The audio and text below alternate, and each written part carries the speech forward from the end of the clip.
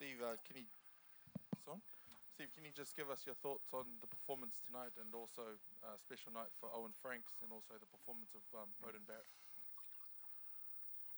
Yep. I thought it was a pretty special performance by the team. One of the hardest things in sport is to back up a scoreboard dominant win, which we got in the first test. Not so much our performance wasn't that great, but we managed to scoreboard well in the first test. But tonight we had to come back out and earn it again, and we had to work hard. Australia, I thought, played well in patches, and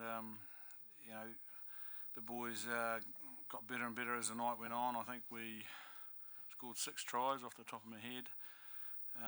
3 of those were off set piece, 3 off the line out. So that was an area that we wanted to get better at. Foz and his group worked hard on that, and we got the rewards for that hard work. And Beauden's a special player. We know that. He's been the World Player of the Year for the last 2 years. And I understand everyone getting excited about Richie Mwanga because we're excited about him. He's an outstanding young man and an outstanding young player, and going to be great as the years go by. But you can't buy experience, and you can't buy moments in the middle. And Beauden's had those, and we saw what happens when they all click together like tonight. Steve, you touched on it before, but do you think tonight was an improvement on last week's performance from Sydney? Sorry? Do you think that was an improvement on? Yeah, I do. Yep. Yeah, we couldn't get our set piece flow going last week, and this week we certainly did. So we hurt them a little bit there at times. There's a bit of trouble at scrum time, especially late in the first half. What do you put that down to? 2 good scrums. I mean, I think both teams got penalised a bit in the end. I think it would have been even, but scrummaging is difficult if you've got someone who hinges or someone who loses their footing. They're going to fall over. So then it becomes a 50-50 decision, and the referees are put under pressure to make decisions. And so you just got to live what comes, and we've got to work harder to stay up. And but I think in the end, we started to get on top of them a little bit at scrum time. Ian, we see the magic moments from Beauden, but what are the subtleties in his game that you really like that make him so good? Well, look, I think for me, it's the stuff he's doing off the park in the leadership and in the preparation. Like he makes some stuff look easy, and it makes it look like he's making it up as he goes along. But he works really hard with the guys around him during the week to think about when the opportunities are going to be. So there's a lot of work going on behind the scenes, and he's a very hard worker. And I think on the park, we're just playing around with trying to get him into some spots that are a little bit different for a 10. And the reason you can do that is he's quick. And so pace is still one of his key assets. That ability to strike off turnover ball, how easy is that to perfect? Because it looks beautiful at the moment. Yeah, well, I think they're making up some of that stuff all by themselves. There's just a great hunger with the team in this game, and I think the mindset that the team's had to go out and attack means that any sort of scraps we got like that, we're able to switch pretty quickly into an attacking mode, and then it's a matter about not trying to get too structured with it, but just let the guys make some decisions what's in front of them, and at the moment that's going pretty good. I mean, it wasn't as good as it needed to be in the French series, but it's getting better this series. If I can be Mike, I'll get my last question. Kieran, you talked about targeting the breakdown this week, and you guys really hit Pocock hard today. Do you feel like that worked pretty well? Yeah, I think it was a reflection, I guess, of what Steve talked about, is that we did win more of the gain line for our strike, and we're running onto the ball. So as soon as our ball carry is a bit more effective, it allows us to go forward and try and get some quick ball. He's a world-class player, and he probably would have won a couple of turnovers tonight as well. But overall, I felt that you've got to work hard to get rid of him, and the sooner you can do it, the easier it is. Because once he's in a great position, it's near on impossible to move him. So yeah, it's a step up. I think that's the biggest thing about it, is that it allowed us to create some quick ball and really off our set piece strikes, and the next phase it kind of really helped us. Steve, you introduced 2 new faces this week. I just wonder if I could get your summation of the performances of Nani and Geordie, and also just on the back of that, Ben Smith, who you moved onto the right wing, just what you thought of his performance. Yeah, I thought all three of them played well. So, in short, but Nani's a quality player, and for him it was unfortunate that he didn't get named in the original group, but came in as cover for Sonny, and it wasn't a question of him not being good enough. It was just the question was that we had too many, or the issue was we had too many. So we didn't have any hesitation in playing him this weekend, particularly with Albie and Jack both having big minutes last week, and when you looked at their GPS, both of them had a lot of mileage to run and had played a massive game, and hence why we subbed Jack tonight for Albie. Geordie was good again. He's a very, very talented young footballer, and we just want to take our time with him, and every day he's getting better and better, and he gets to understand his game better. And you look at someone like Damien, who's a similar type player. We jack in the box, not as big, but they seem to be everywhere and they're busy, and you've just got to sometimes slow them down and get them to understand what's happening, how to become a good professional, how to prepare to be able to play in a test arena. And Geordie did well this week. He can be really proud of himself, and Bender's starting to find his straps, and he's great under the high ball, isn't he? If we kick the ball and he chases it, he normally catches it. So, and he's the wise head in the back three. He's been around a long time, and he settles the other guys down, and he's a great leader. So we're very fortunate to have him. Yes, Steve. The margin could have been 14 points more. Do you mentally count the missed tries, the tries that could have been, in part of, in your thinking? Not really. I mean, if you just started doing that, you have to count all the ones they missed too. So,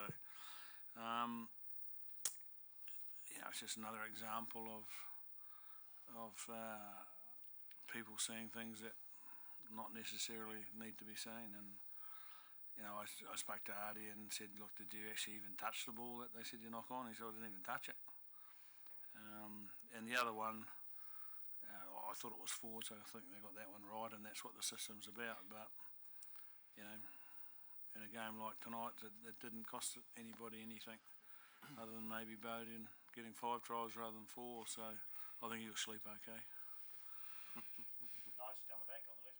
Steve, can you talk us through how you make the decision about where you play Ben Smith? Because he's as effective as a right wing as he is a fullback. There's a lot of people that love telling you that you should just leave him at fullback and stop messing around with him. Can you talk us through the way you break down how you utilise that guy? Well, first and foremost, the 3 selectors pick him to play where he plays. So when he goes good, I can't take all the credit for myself. But he plays in what we call the back 3, and the skill set we think is very similar. So using him really depends on what strategies we want to use and what we think the opposition might use too. But we're growing the capability of the other people we've got as well. Geordie's an example of that. Nihi, Unaskata, he's had a couple of games and he'll come back shortly too. And then you think about Rico will come back. So we've got some real quality players that we can use. So having someone like Bender, with a little bit of flexibility to be able to play both and not really miss a beat, because his mindset, he doesn't care where he plays, which I think is a wonderful start. It allows him to go out there with a really open mind to just want to play. And I think he deserves all the credit in the world for having that, because he just goes on the park, and if I'm on the wing, I play on the wing. If I'm at fullback, he's probably more comfortable at fullback, but he's just a quality player and a quality team man. It just doesn't seem to bother him. So, between all of us, we'll make a decision, and he gets on with it and makes us all look good for making a decision, which really isn't that hard to make. Matt, down the back. Kieran, we just had Michael Checker in here regretting his players didn't identify things like basic overlaps and things like that. From what you saw in the field, were they just making poor decisions at times, or do you think there was an intent to just sort of attack those middle channels and just stay there? Look, I'll probably have to have a look at the game to figure out, where the space was, I guess. But look, they did carry pretty strongly. I think their intent was to try and go through us. Their forwards really carried through the middle, and they did attack with inside balls through Foley and Beale and that. So probably potentially where they scouted to try and attack us. So felt we defensively stepped up from last week, which is what we want. But yeah, I can't say for what they had. Steve, you talk about your options looking ahead to Argentina. Is this an opportunity to maybe use some of your wider squad members? What are you sort of looking ahead to for the next series? I'm looking ahead to walking out of here and having a couple of beers and enjoying the Bledisloe Cup one. And then maybe having a day off and forgetting about rugby. But obviously, we've got people we have to develop and grow, and the Argentinian game is not a Bledisloe Cup game, so it gives us opportunities to muck around, but not to the point where we're disrespectful to Argentina, more to the point of growing the talent that we have, and I think that's a big point that people need to understand. Steve, you're opposite Michael Checkers. Obviously got some questions that are being asked about him and his future as a fellow international rugby coach. How hard is it to watch a member of that brethren go through some pretty tough times? Questions about he's got 3 games to go and he could be out. More questions after what happens tonight. As someone of that ilk, what do you think watching someone like that have to deal with it? Well, I think it's part of what happens in sport, isn't it? Like, you guys and ladies are relentless. You need to sell papers, and it's a great headline. Coach on the border of being sacked, or coach under pressure. And the key thing is that he doesn't lose his own convictions, and the team don't lose sight of what they're trying to do. And listening to them talk, it sounds like they've got plenty of belief in who they are and what they're trying to do. So as a coach, you can't control what happens. If someone doesn't like what you're doing and the results don't match up, then that's high performance sport. You get the chop, and you keep your dignity in doing that. But at the same time, I think we could be a little mischievous in the media, and the fans too probably. And we've got social media now where it's not like the old days where it was just the media. Social media allows everyone to have an opinion and never be judged for it. So they come under, extreme pressure, and I guess it's about how well you deal with that. And I personally, I think there's a lot of stuff that he does is good.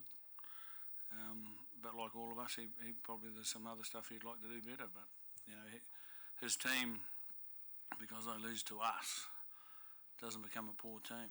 I think we've seen 2 test matches where we've hurt them at the turnover ball, and tonight we managed to hurt them from set piece play as well. But it's a pretty special team down in that changing room down there, and I think when time comes in a few years, 5, 10, 20 years, we look back and it's a special group. So I don't think it should put a coach under pressure just losing to us.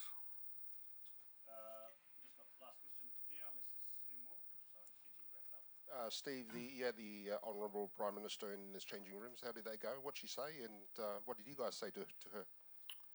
Well, I told her that, I didn't actually say it to her, I said to Grant Robinson, I said they should be our biggest sponsors because we're their biggest brand. And could she find some money to help us compete against the likes of England and France, and so we can keep our players. So wasn't a lot said after that. And but it was good. Like it's always good to have your Prime Minister of your country in. We always used to enjoy it when John came in, and tonight we enjoyed it. And it was the turn of the boys from the Labor Party to enjoy the moment. So she was very respectful. She knew the guys had to get changed and all that sort of thing. And it's tough, I guess, but she was really respectful about that, and she mentioned it, and I said, look, don't worry about that, they won't get changed. You spend as long as you want to be in here and get to know them. And I think, if you think about the All Blacks and the brand, it's important that we represent New Zealand really well. And she leads our country, so we respect her immensely, and it's important that she gets to know the people that are representing their country in a black shirt. And it was nice to see her tonight in the Black Ferns jersey, and TJ gave her his jersey, so maybe we'll see her wear our one. And I just think it was very respectful, and it was good to see her there.